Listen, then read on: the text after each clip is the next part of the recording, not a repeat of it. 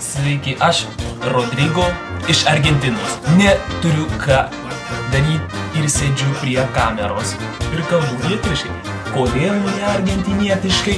Nes nėra tos kalbos. O kokia kalba kalbat? Mes kalbam ispaniškai. Visų pirma, manau, kad ne labai įprasta matyti žmogų iš kito pasaulio.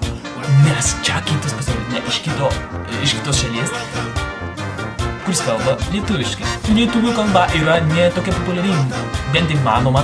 Sugrįžęs į Argentiną nerandu su kuo bendrauti lietuviškai. Sienos pas mus nekalba, nes prastos, žinokit, ne.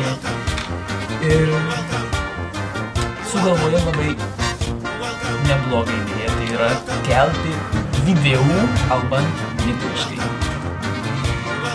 Būčiau labai dėkingas, jei tu ir tu ką nors pakomentuotum, kad neužmirščiau kalbos.